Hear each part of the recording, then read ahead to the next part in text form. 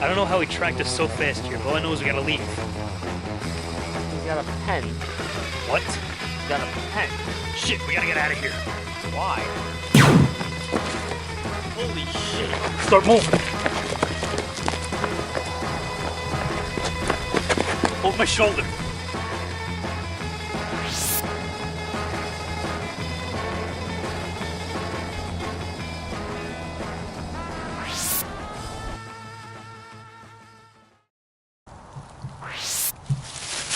Oh, shit.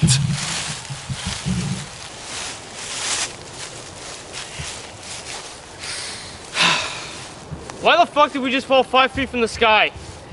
Is it not enough that we teleported to a dimension with an oxygen-rich planet in this approximate same spot as our dimension? You need to land the exact same distance from the ground? At least we didn't fall underneath the ground. You just want the fucking world, don't you? So here's a better question for you. Where are we? I'm not sure, but there's air in the ground, so I honestly don't give a damn. We'll have to go to as many convenient dimensions as possible while we escape the cop, because they're all gonna look for us on our Earth. Since there's infinite dimensions, it's just a matter of finding them. What do you mean by infinite dimensions? Well, that's the multiverse theory. Then again, since we're proving its existence right now, I guess it's the multiverse fact. Come on, I'll explain it to you.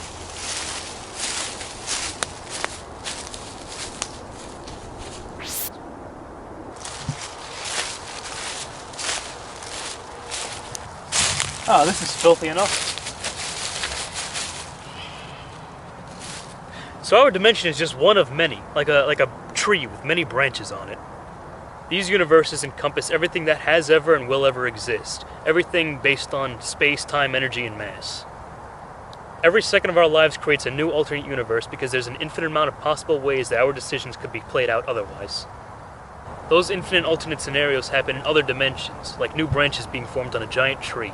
Everything from the first stars being formed in their current positions to a multiple choice question has different dimensions that could possibly branch out of it. It's important that you don't think about it too intensely, or else your brain will start to melt. Yeah, kinda like that. Let me get that for you. Does this disprove the existence of a god? Well, that's debatable. I mean, I guess in some alternate dimension there's a high being with different chemical compositions with godlike powers. And I guess it is technically possible to connect your own religion to the multiverse theory. And I know I'll always have faith in my Lord and Savior.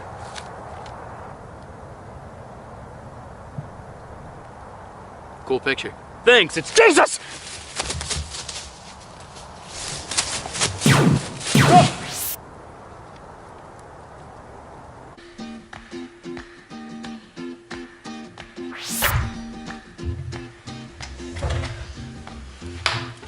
Now where are we? I think we're in the tequila dimension. Thank you. Gracias. I'll speak Japanese.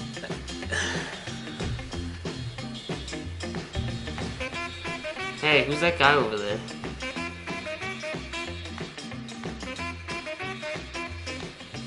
I don't know, but I feel like you would know a lot about crack cocaine. It seems like the culture here is solely based on tequila. Yeah, it seems kind of fun. Speaking of culture, our pop culture back home is getting more involved with the multiverse theory. The theory's becoming more involved in our entertainment lately, because some shows like to use it for their creative potential. One show is Rick and Morty, which uses it as a staple of some of their episodes' plots.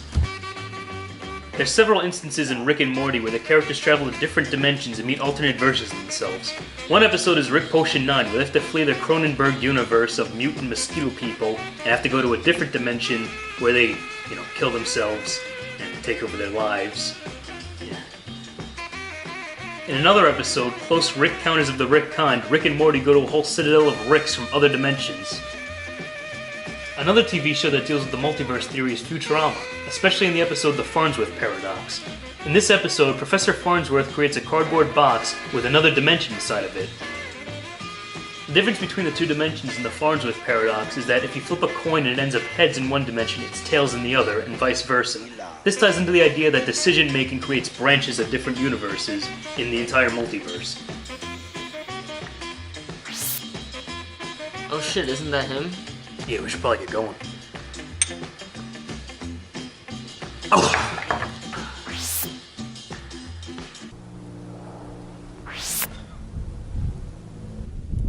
It seems I've neglected to mention the people involved with the multiverse theory. Follow me. One night in 1954, a man named Hugh Everett was drinking with some friends at Princeton University. There he came up with the idea that quantum effects cause the universe to constantly split. This discovery in quantum mechanics is what gives us what we know as the multiverse theory. Hugh Everett is the father, and he put forth the idea that alternate versions of us exist in other dimensions. Later, a physicist named Andre Lane at Stanford University put forth the idea of eternal chaotic inflation.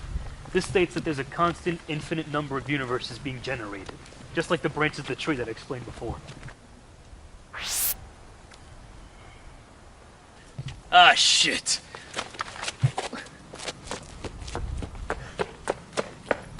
Faster, faster, faster! Oh, get off me!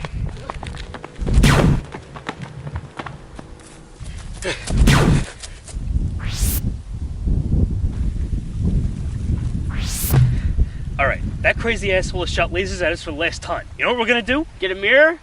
No! Well, maybe. But first we break out these zesty bad boys. Interdimensional gloves. If we put these on, we can interact with people in other dimensions.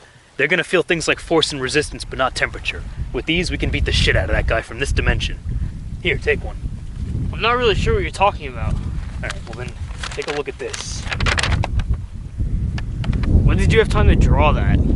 Never mind that. With these gloves, we can punch people in one dimension, infinite dimensions, or any amount in between. But you gotta be careful, because if you punch into a dimension with a brick wall, you're gonna break your fist. Here, just take the friggin' tissue box. You know, sometimes kids in some dimensions like to get these and pretend they're ghosts of people in other dimensions. Now let's get paranormal on this guy's ass. Yeah! Yeah! Yeah! Yeah! Yeah! Yeah! Alright, let's find him first!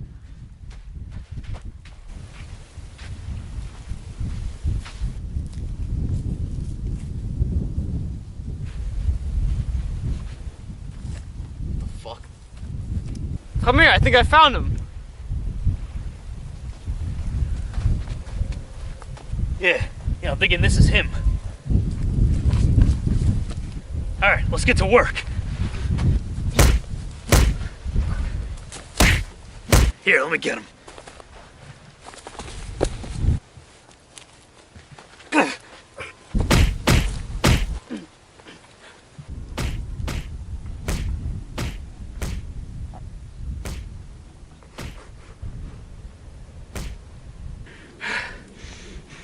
I think we got him. Yeah, give me the glove.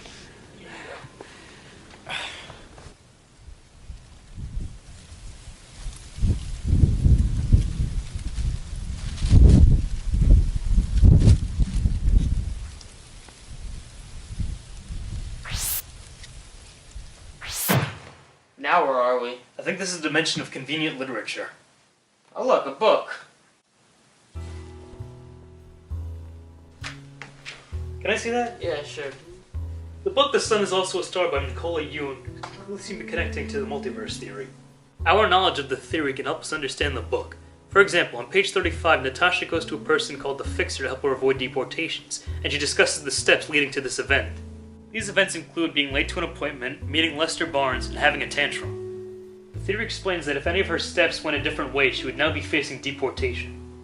Another example occurs on page 36, where the character Irene decides she's going to kill herself after seeing a Nirvana cover on Natasha's phone. You mean the swimming baby one? Yeah. Yeah, that's cool.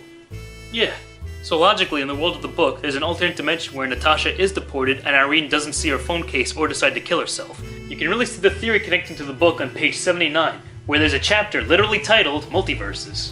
Although they do explain what the multiverse theory is on page 79, a better understanding of it would be helpful going into the book. They don't get to what the theory is until later on, and they get involved in the actual concepts of it earlier, so it would help. The cop's gonna be here soon. Maybe we should get out of here. Yeah, you're probably right. Let's get out of here.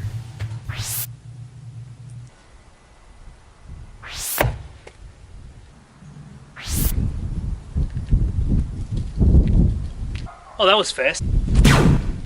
Now that I have you, you will pay the fine for dimension hopping without a permit. And for, like, punching me 80 times. Oh, we actually were hitting you. I told you I left my permit in my other pants. The fine will be paid. Alright, how much is it? 500 credits. But you will be compensated for the dimensional transporter that I just destroyed, which is 500 credits. I think we're done here.